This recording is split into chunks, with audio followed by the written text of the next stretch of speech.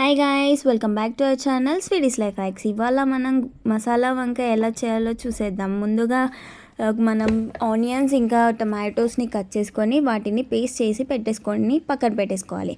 ఆ తర్వాత మనం వంకాయల్ని కట్ చేసి పెట్టుకోవాలి. 2 గీతలు పెట్టేసి వాటిని పక్కన పెట్టుకోవాలి. అవి పక్కన పెట్టుకుంటే నల్లగా అయిపోకుండా ఉండాలి అంటే వాటర్ వేసుకొని దాంట్లోకి సాల్ట్ వేసి పెట్టాలి. దాంట్లోకి ఈ కట్ చేసుకున్న వంకాయలు పెట్టేస్తే చాలాసేపటి వరకు నల్లగా అవ్వకుండా ఉంటాయన్నమాట.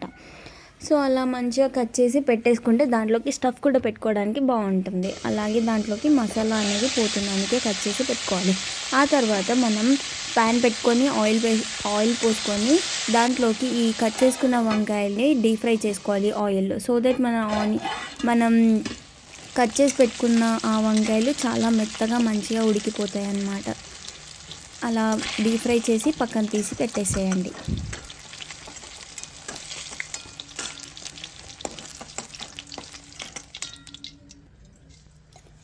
అదే ఆయిల్లోకి జీలకర్ర, ఆవాలు, ఆనియన్ అలాగే కరివేపాకు వేసి మంచిగా కలిపేసేయండి. ఆనియన్ కొంచెం బ్రౌనిష్ అయ్యేంత వరకు మంచిగా కలిపేసి కొద్దిసేపు ఆగండి, ఆ ఆనియన్స్ మగ్గేంత వరకు.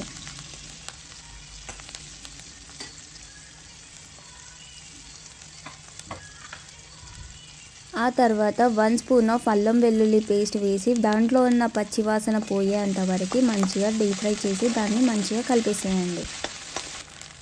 అలాగే 1 స్పూన్ ఆఫ్ పసుపు వేసి మంచిగా కలిపేసుకోండి కలర్ కోసం. ఆ తర్వాత మనం ముందుగానే మిక్సీ పట్టి పెట్టిన మన పేస్ట్ని వేసేసి మంచిగా కలిపేసేయండి. ఆనియన్ ఇంకా టమాటో వేసి పేస్ట్ చేసాం కదా, ఆ పేస్ట్ని వేసి మంచిగా కలిపేసేయండి. దీనివల్ల ఏంటి అంటే మనం ఆ వంకాయలోకి స్టఫ్ పెట్టుకోకుండా మంచిగా బాగుంటుందన్నమాట. దాంట్లోకి ధనియా పౌడర్, కొబ్బరి పౌడర్,